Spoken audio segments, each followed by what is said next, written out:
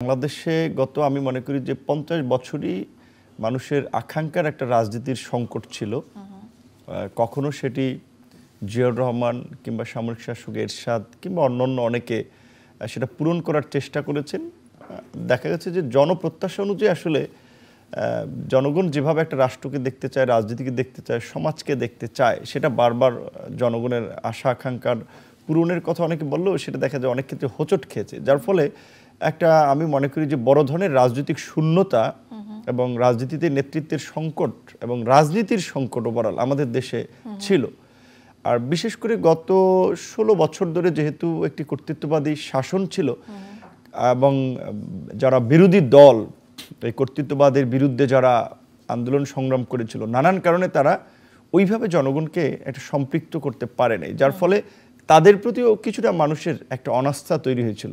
তো একদিকে কর্তৃত্ববাদ, আরেকদিকে বিরোধী শক্তিগুলোর প্রতি মানুষের অনাস্থা একটা নতুন রাজনীতির সম্ভাবনা তৈরি করেছিল। আর কোটা সংস্কার আন্দোলন বিশেষ করে তরুণদেরকে রাষ্ট্র সংস্কার সম্পর্কে সামগ্রিকভাবে একটা ধারণা তৈরি করতে সক্ষম হয়েছিল, যার ফলে এটা ঠিক যে কোটা সংস্কার আন্দোলনটা কিছুটা রাজনীতিতে সুযোগ করে দিয়েছে। কারণ আমরা তো এই আন্দোলনের মধ্যে দিয়ে উঠে এসেছি, তারপরে এই আন্দোলনের জনপ্রিয়তা বা জনসমর্থনের কারণেই ডাকসুর বিপি হয়েছে ২৮ বছর পরে।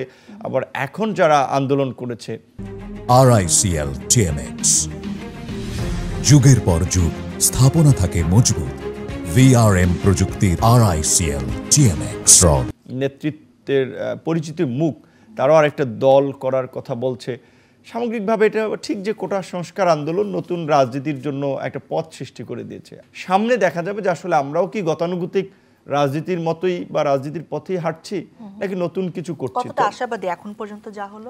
আমরা পুরোটা আশাবাদী। বিশেষ করে একটা ইন্টারিম গভর্নমেন্ট হয়েছে। আমি কিন্তু কোনো গভর্নমেন্টের পার্ট না, আমি আগেও অপোজিশনে ছিলাম, এখনও অপোজিশনের জায়গা থেকেই রাজনীতিটা করতেছি। আমরা একটা ইলেকটেড গভর্নমেন্ট যাওয়ার স্বপ্ন দেখি এবং বিশেষ করে জনগণকে নিয়ে একটা নতুন রাজনৈতিক মেরুকরণের স্বপ্ন দেখি। সেটা যদি সফল হয় বাংলাদেশে রাজনীতিতে আরও বড় ধরনের পরিবর্তন আসবে। এখন অল্প সময় এই ইন্টারিম গভর্নমেন্টের সময়ে মানুষের যে প্রত্যাশা, আসলে সেই প্রত্যাশাটা হয়তো অনেকাংশেই পূরণ হয় নাই এবং হওয়ার চান্সও কম। কারণ আপনার ১৬-১৭ বছরের একটা রেজিম যারা পুরো রাষ্ট্র ব্যবস্থাকে নিজের হাতের মুঠোয় নিয়ে এসেছিল, সমস্ত নিয়ম নীতিকে ভেঙে নিজের মতো করে একটা নিয়ম গড়েছিল, রাতারাতি তো সেইটার পরিবর্তন সম্ভব না। যেটা মানুষের একটা আকাঙ্ক্ষা হয়েছে যে এই অন্তর্বর্তী সরকারের কাছে, সেটা হয়তো এখন এই সরকার অনেকখানি পূরণ করতে পারছে বলে আমার মনে হয় না। এখানে সরকারের দক্ষতারও যেমন ঘাটতি আছে, ম্যানেজমেন্টেরও না। আমি মনে করি এই সরকারকে একটা নির্দিষ্ট মেয়াদে আমাদের সমর্থন দেওয়া উচিত এবং সরকারের পাশে থাকা দরকার।